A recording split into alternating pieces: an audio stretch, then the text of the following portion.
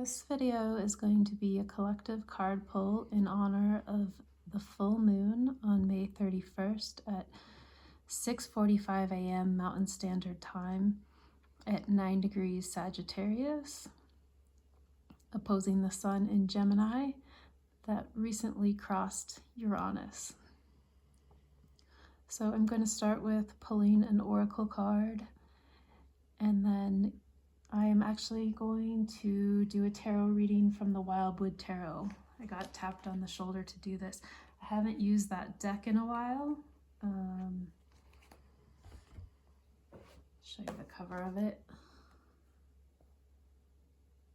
I've actually barely used this deck, but it's got more of this fantasy animal, Into the Woods like imagery.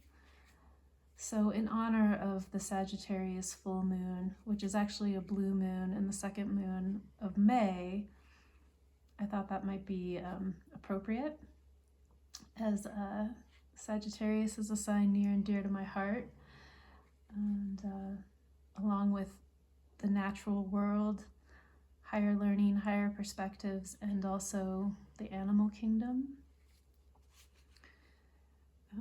So I thought it was beautiful that I pulled out of the Threads of Fate Lumen Edition Tarot, pulled the Self-Love Peacock card.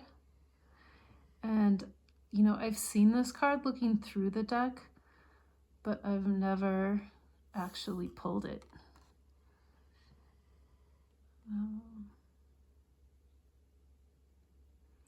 So if you would, just whatever you're doing, whether you're watching or listening, just take a moment to take a breath, center yourself, and open up to receive whatever message is going to come through. And know that I've already meditated and set my intention that this be in the highest good of any and all that tune in, be it now or in the future. Regardless of when you're here, there's maybe a message for you, if you're in a vibrational resonance. So I am going to read out of the book for the oracle card, but just start reflecting on what comes up for you with the prompt of self-love. Just bring a curiosity to that. So this full moon is opposing the Sun in Gemini, and Gemini's main strength is curiosity and being inquisitive. And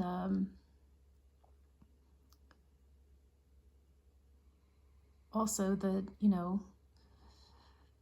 Sun having just moved off of the planet Uranus, and Uranus recently moving into Gemini, there's just a whole new shift in energy and lots of air, so it's fitting that there is a bird here.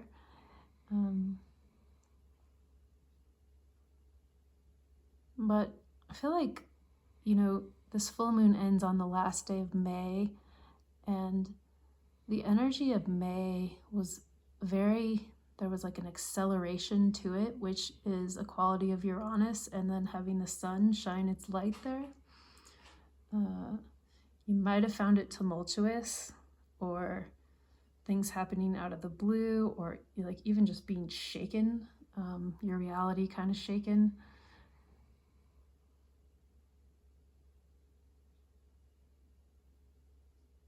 And having said that, sorry, I'm just thinking of how to process this.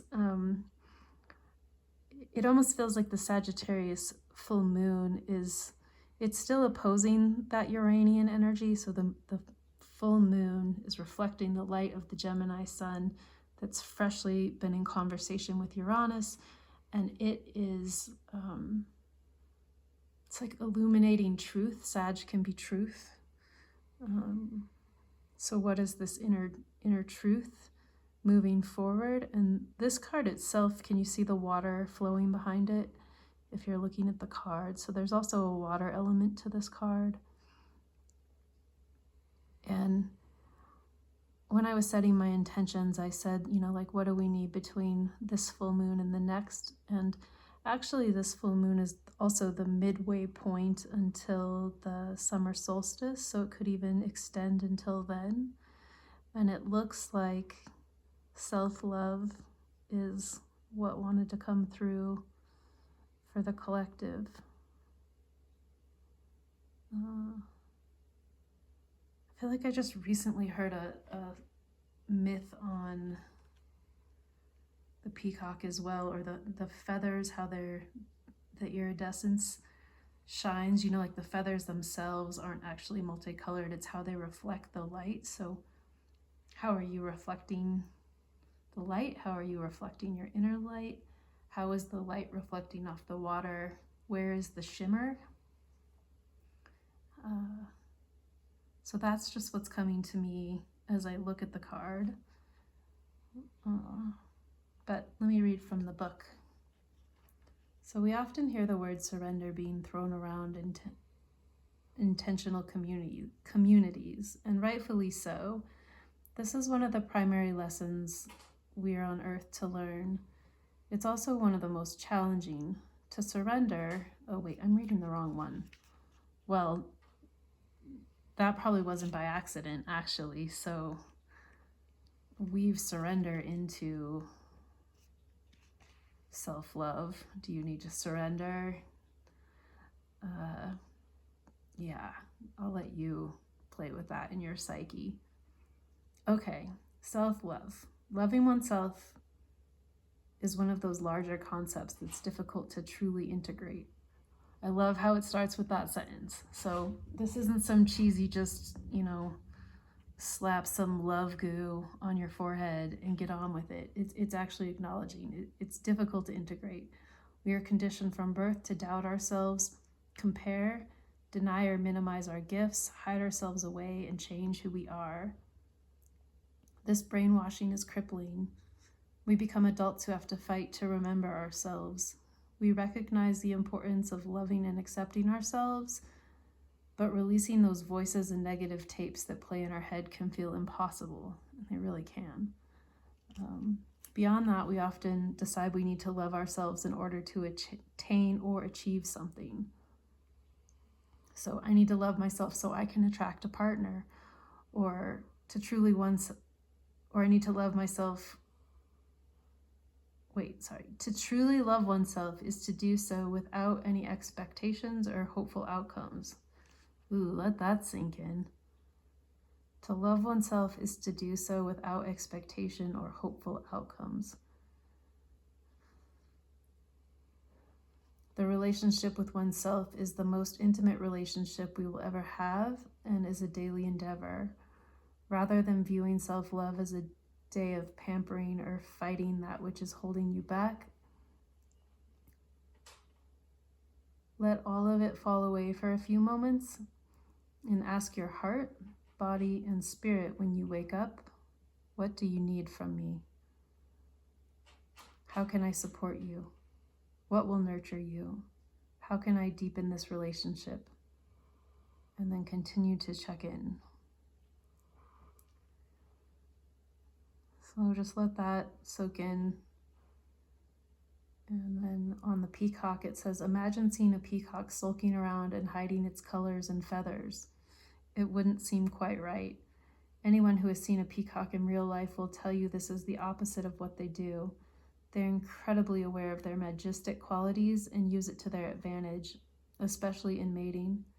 So peacock invites you to unearth the beauty and unique aspects of self that have been hidden away. So right there, I'll just say that Uranus is unique aspects of self. And then the sun would be shining the light on, so it's not in hiding. So that's a really strong message.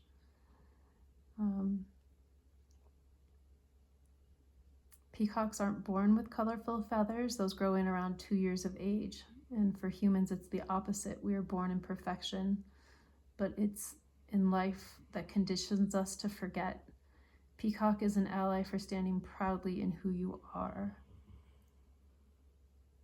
So also Uranus is deconditioning. So there's a strong message here. Well, this full moon is in Sagittarius. It's how do you get to the truth of who you are and decondition what has gotten in the way of that.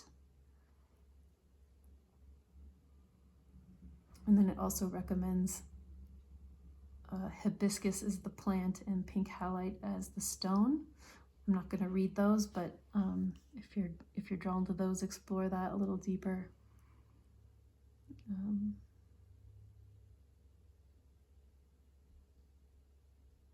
Okay, so now I'll move on to the tarot portion of the reading, and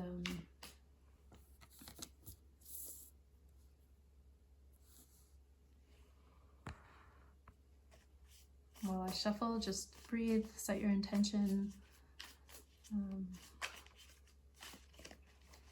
I'm just going to see what story wants to unfold as we move into summer, move into June. Also, happy birthday, Gemini. Even though I'm a Sagittarius sun, I quite like the Gemini archetype. I think there was a time in my youth where, that card wants to come out, I had like out of 7 or 8 friends, 6 of them were Gemini and a few of them really close. So I don't know. We're also working within the Sagittarius Gemini polarity. So liberating ourselves in the here and now, but connected to the deeper truths, perspective, and natural world. Sagittarius can also relate to like philosophy and higher learning. I tend to look at it through the archetype of natural law, lightness of being, and like the animal kingdom, because I have such an affinity with animals, like wildlife, the intelligence in nature. But actually the highest octave of Sagittarius is lightening up, not taking things too serious, and comedy. So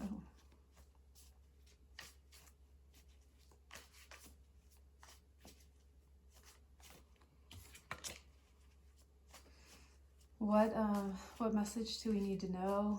What's being illuminated at this full moon that can help guide us, guide our spirit, guide our heart, guide our human incarnation on earth as we move forward? To anyone that's listening to this, be it now or in the future. Well, if you're listening, whenever you're listening to this, it is the now. Or it's your now. So irrelevant of the locations of the planetary bodies in the sky. See what message. Just shuffling away here. I know these days everything is like, no one's got the attention span, but I don't care. I'm gonna do it my way. That's very Sagittarius, isn't it?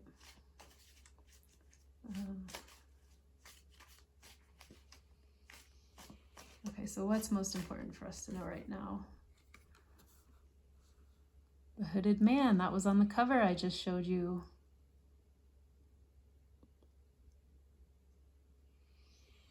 So this is looking at it, is the little bird is looking at him. So we have another little bird take flight. He's holding the lantern, but he's hooded. It's winter, there's a door and a wreath. In this feeling of not only looking within, but looking to the light within, which almost perfectly mirrors that card behind it, the peacock card. So this is going to be some Hermit energy. What's deeply going within for reflection on how to bring this light forward. And or maybe you're coming out of a season of your own winter, where things are still happening under the surface, but maybe you've been in an inward state and that snow is starting to melt.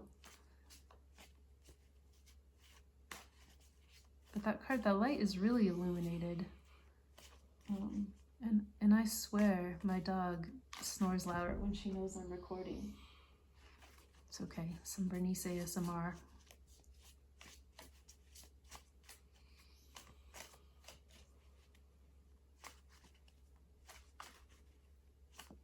So to move forward, we need to look within.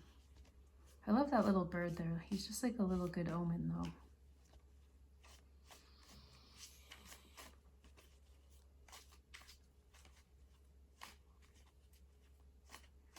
So as we move into June, there's sort of maybe this thawing out, taking forth whatever has been gestating within over the past season.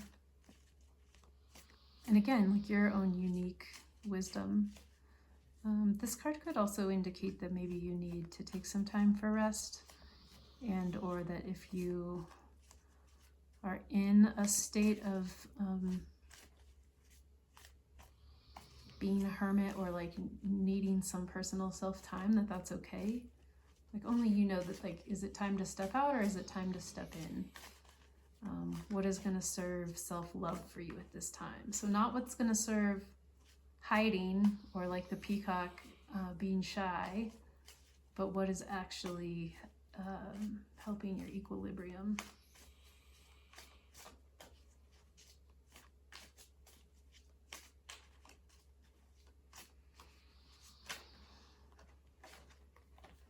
Okay, a bunch of cards just showed up.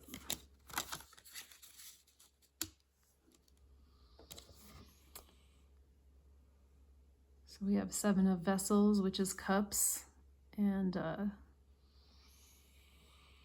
that card's ominous. There's a skull with the empty cups. This deck is so cool. I don't know why I don't use it more often. I think it intimidated me when I first started doing this. And then we have the 6 of Stones.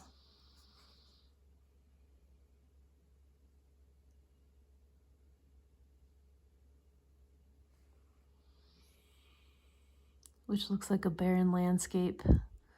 There's like a broken gardening tool, empty beehives, and they're sort of like looking up to the sky. And then Page of Bows, which is this really cute little otter with a waterfall behind it reversed.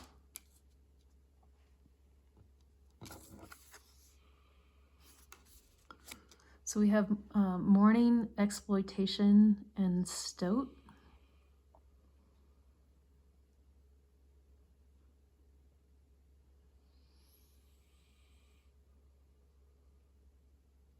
So there's some deeper grief around what's been exploited, and there's pages are messengers. And I forgot that wands in this deck were bows. How cool, that's very Sagittarius. Page of Bows being like a messenger of something moving quickly, but there's a delay because of this. I don't know what this can be like. Since this is a collective reading, like where have you been exploited? Where have you let others exploit you? And or you could just be grieving what's been exposed in the world as far as exploitation goes for another's gain. And I just want to acknowledge that if that's been hard on you, that grieving that is a part of that process. 7 of Cups normally has more to do with illusion, but I feel like in this deck it's more of a disillusionment. And 6s normally have stability, but that card is, when I just look at the images, it's like there is lack occurring. The little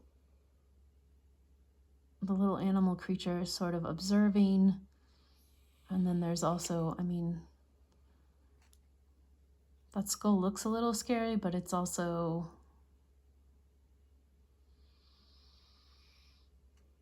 it's also this like it's just like a very powerful image. It has some inscriptions on the skull. This reminder of you know, death being the great leveler and essentially disillusioning us. And then as I'm speaking about all of this, we have the Forest of Lovers, which, wow, must be their Lovers card. Look at that. I've never pulled this before. So it looks like a masculine and feminine energy looking deeply into one another's eyes, holding their hearts, almost as if in ritual around an aspen tree. And yet they're bound. So that could be a symbol of a commitment and a marriage and like looking out for each other's best interests. And that could also be where you feeling bound to a connection that's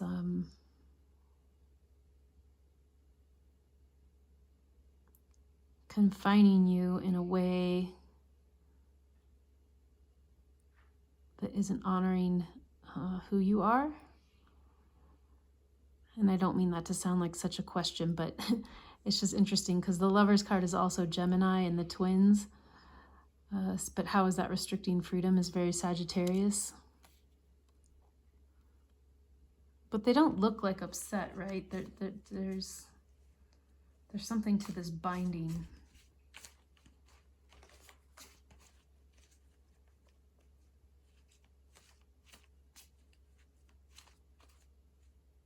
So it's her left hand bound to his right hand.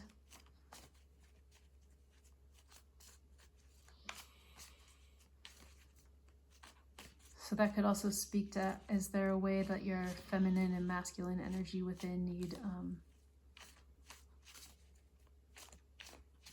union and grounding with that tree there?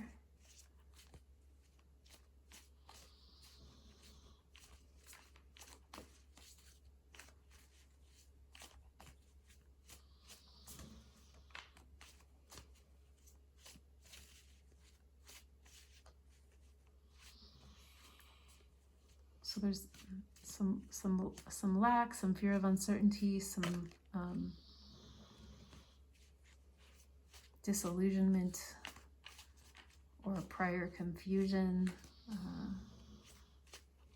There's some energy that wants to move forward, and while there's some careful observation of what's happening, it's delayed while this union, you know, the Lovers card can also definitely be not just a physical union with another, but within. So what, you can look at this however it resonates with you, you know, take what you like, leave the rest. But what, where does there need to be action, and where does there need to be more receptivity or relaxation and receiving? And that, you know, that tree is right in the middle there. But then it's an aspen tree, so aspen trees are connected to others. So how does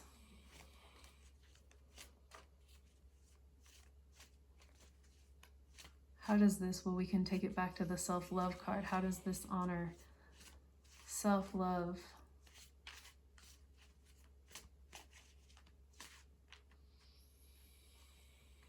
I'm hearing there's a conversation that needs to be had, and then wow, the Ten of Vessels, Ten of Cups, just complete, you know, in the traditional tarot that has like the rainbow and the happy family, and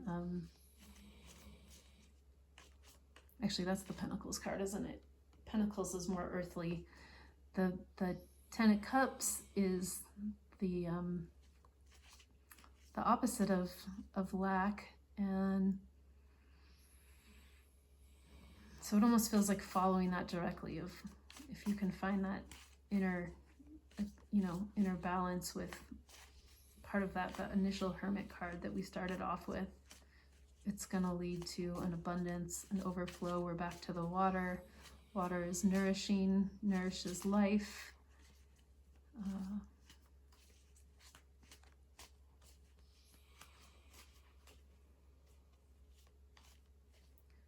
Quenches thirst, it's hydration. And so with the Vessel's Cups is emotional, so it's like a double water card.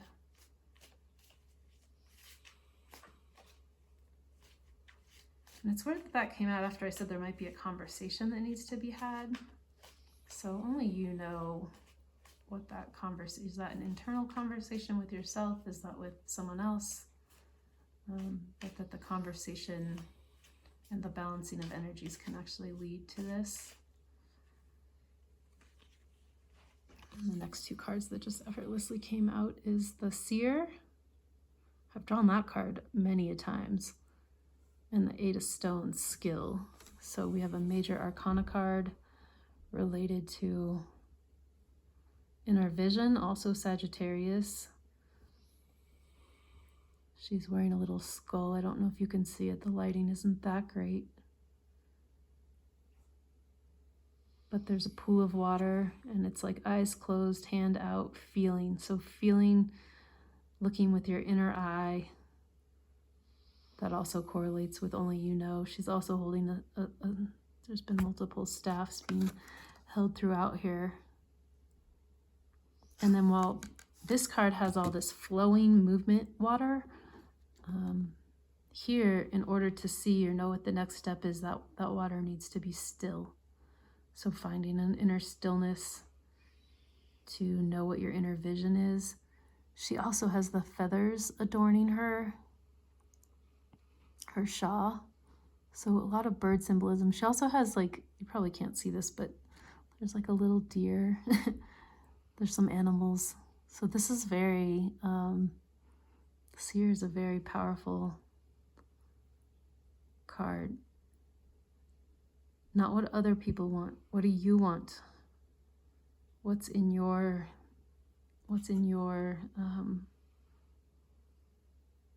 inner intuition, inner eye? And how can you get still enough and attuned enough? And then she's got that giant tree behind her, and grounded enough and sensory enough to be able to feel what that is for you specifically moving forward. And then Eight of Stones is bringing your skill to whatever that is.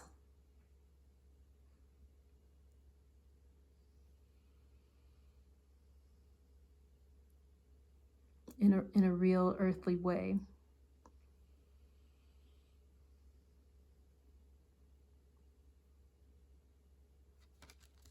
And putting your energy, attention, and focus there.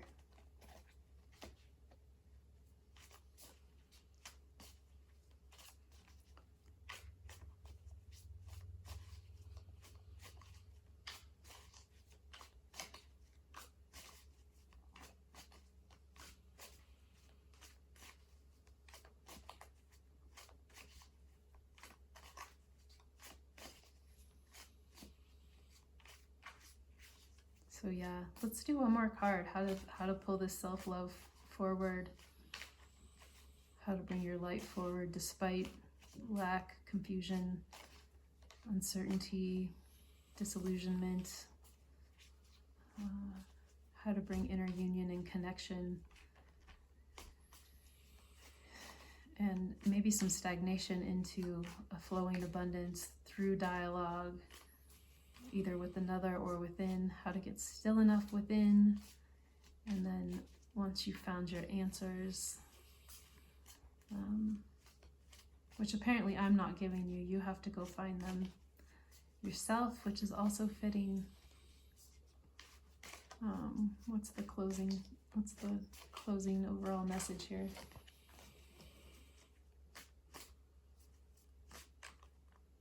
One card that just keeps sticking in my hand. Oh wow, another bird. King of Arrows. So that looks like a Fisher King.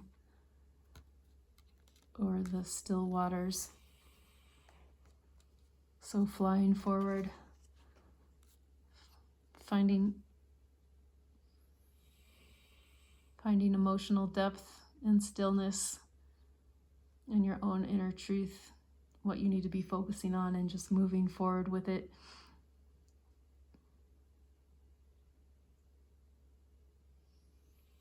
And you know, arrows is also very Sagittarius. What's your aim you're flying towards? Yeah, right at 30-30.